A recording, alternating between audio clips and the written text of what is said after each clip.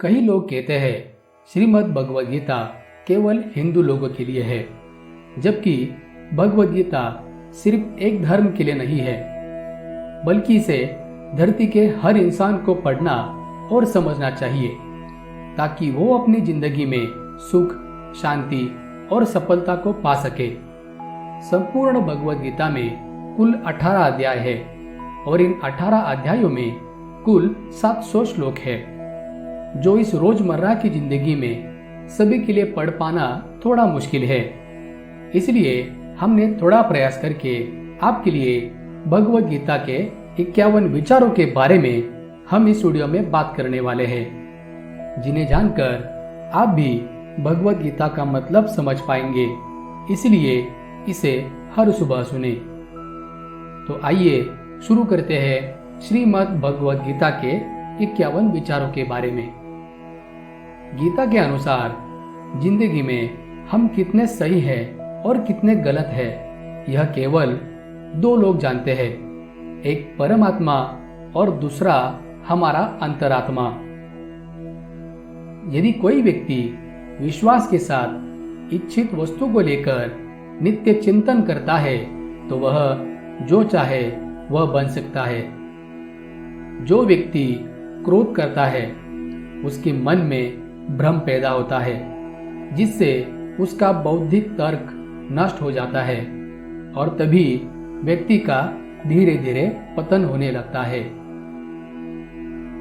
परिवर्तन ही इस संपूर्ण संसार का नियम है, इसलिए व्यक्ति को कभी अपने वर्तमान पर घमंड नहीं करना चाहिए। व्यक्ति को अपने आप को सदैव ईश्वर को समर्पित कर देना चाहिए, तभी वह दुखों, चिंता और परेशानियों से मुक्त रह सकता है। प्रत्येक बुद्धिमान व्यक्ति को क्रोध और लोभ त्याग देना चाहिए, क्योंकि उससे आत्मा का पतन होता है। तुम बिना किसी कारण के चिंता करते हो और बेवजह ही घबराते हो। तुम तो आत्मा हो, जिसे ना तो कोई मार सकता है और ना ही कोई जला सकता है। यही जीवन की सच्चाई है, जिसे प्रत्येक व्यक्ति को जानना चाहिए। जैसे अंधेरे में प्रकाश की ज्योति जगमगाती है, ठीक उसी प्रकार से सत्य की चमक भी कभी फीकी नहीं पड़ती। इसलिए व्यक्ति को सदैव सत्य बोलना चाहिए। श्री कृष्ण कहते हैं, जो व्यक्ति मृत्यु के दौरान मेरा नाम लेता है वह सदैव मेरे ही धाम को प्राप्त होता है, इसमें कोई शक नहीं है। इतिहास कहता है कल सुख था, विज्ञान कहता है कल सुख होगा, लेकिन धर्म कहता है अगर मन सच्चा हो और दिल अच्छा हो तो हर रोज सुख होगा। इस संपूर्ण संसार में कोई भी व्यक्ति महान नहीं जन्म लेता, बल्कि उसके कर्म उसे महान बनाते हैं। सज्जन व्यक्तियों को सदैव अच्छा व्यवहार करना चाहिए, क्योंकि उन्हीं के पदचिन्हों पर सामान्य व्यक्ति अपने रास्ते को चुनता है। सत्य कभी दावा नहीं करता कि मैं सत्य हूं, लेकिन झूठ हमेशा दावा करता है कि सिर्फ मैं ही सत्य हूं। इंसान हमेशा अपने भाग्य को कोसता है, यह जानते हुए भी भाग्य से भी ऊंचा उसका कर्म है, जो स्वयं उसके हाथों में है। भगवान श्री कृष्ण कहते हैं कि मैं इस संसार का सुगंध हूँ, अग्नि का ऊष्मा हूँ और समस्त जीवित प्राणियों का आत्म संयम हूँ। वासना, क्रोध और लालच नरक के 3 दरवाजे हैं।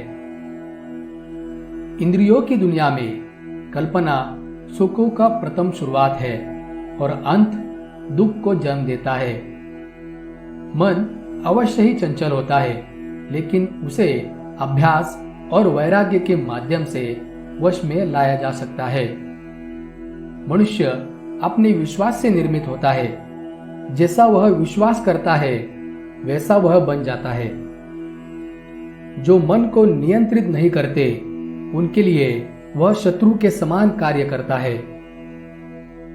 जन्म लेने वाले के लिए मृत्यु उसी प्रकार निश्चित है जितना मरने वाले के लिए जन्म लेना। इसलिए इस विषय पर शोक मनाना व्यर्थ है। जो व्यवहार आपको दूसरों से पसंद ना हो, ऐसा व्यवहार आप दूसरों के साथ भी ना करें। मनुष्य को अपने धर्म के अनुसार कर्म करना चाहिए, जैसे विद्यार्थी का धर्म विद्या प्राप्त करना, सैनिक का धर्म देश की रक्षा करना आदि। जिस मानव का जो कर्तव्य है उसे वह कर्तव्य पूर्ण करना चाहिए। श्री कृष्ण कहते हैं, मैं हर जीव के हृदय में परमात्मा स्वरूप स्थित हूँ। जैसे ही कोई किसी देवता की पूजा करने की इच्छा करता है, मैं उसकी श्रद्धा को स्थिर करता हूँ, जिससे वह उसी विशेष देवता की भक्ति कर सके।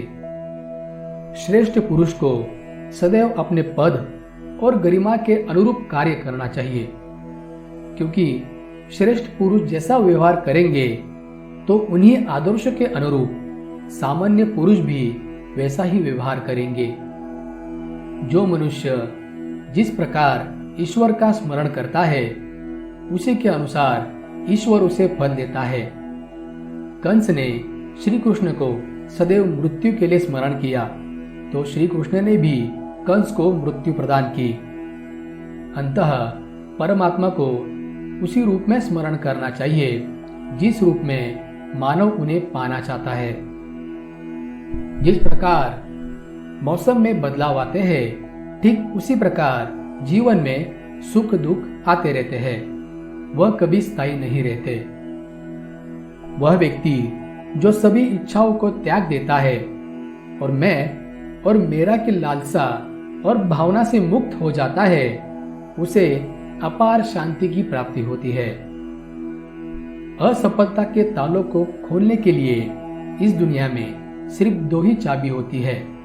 पहली चाबी होती है दृढ़ संकल्प और दूसरी कठोर परिश्रम। मनुष्य अपने जीवन में जब तक डरता रहेगा, तब तक उस मनुष्य के जीवन के हर फैसले दूसरे करते रहेंगे।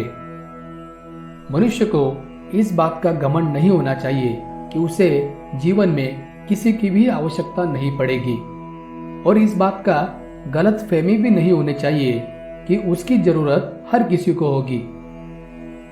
दूसरों पर भरोसा करना अच्छी बात है, पर कभी कभी भरोसा करने में सावधानी भी रखनी चाहिए, क्योंकि कई बार हमारे खुद के दांत हमारे जीभ को काट लेते हैं। हमारे मन का अहंकार उस वृक्ष की तरह होता है जिसमें सिर्फ विनाश के फल लगते हैं। सुकून और शांति इस संसार के सबसे महंगे वस्तु है, जिसे हम सिर्फ ईश्वर की भक्ति से ही प्राप्त कर सकते हैं। जो मनुष्य किसी की सेवा दया से प्रेरित होकर करता है, उस मनुष्य को निश्चय ही सुख और सफलता की प्राप्ति होती है। अगर हमारे मन में उत्साह और संतोष होगा, तो यकीन मानिए कि वह आपके लिए स्वर्ग की प्राप्ति से बढ़कर होगा। इंसान के मन का संतोष ही उसका सबसे बड़ा सुख का साथी होता है। जीवन में कभी हताश ना होना सफलता का मूल मंत्र है। मनुष्य का उत्साह ही उसे कर्म करने के लिए प्रेरित करता है, और उसका उत्साह ही उसके कर्म को सफल बनाता है। इंसान का स्वार्थ काफी ताकतवर होता है, और यही वजह है कि कभी कभी हमारे शत्रु हमारे मित्र बन जाते हैं और हमारे मित्र हमारे शत्रु बन जाते हैं। इस पृथ्वी पर ऐसा कोई भी नहीं है जो मनुष्य की आशाओं को पूर्ण कर सके, क्योंकि मनुष्य की आशा उस समुद्र के समान होती है जिसे कभी भी भरा नहीं जा सकता। जिस प्रकार दीपक में तेल समाप्त होने पर दीपक बुझ जाता है, ठीक उसी प्रकार मनुष्य के कर्म जब क्षीण होने लगते हैं, तब उस मनुष्य का भाग्य भी नष्ट हो जाता है। अगर बुरी मानसिकता वाले मनुष्य सिर्फ समझाने से हर बात समझ जाते, तो श्री कृष्ण कभी भी महाभारत होने नहीं देते। भगवान श्री कृष्ण पर इतना भरोसा और उनकी इतनी भक्ति करो कि जीवन में जब भी आप पर संकट आए तो चिंता स्वयं श्री कृष्ण करे। किसी भी कार्य को सफलतापूर्वक करने के लिए जो प्रेरणा का स्रोत है वो सिर्फ हमारे विचार होते हैं। इसलिए हमें हमेशा बड़ा सोचना चाहिए और जीत को हासिल करने के लिए खुद को प्रेरित करना चाहिए।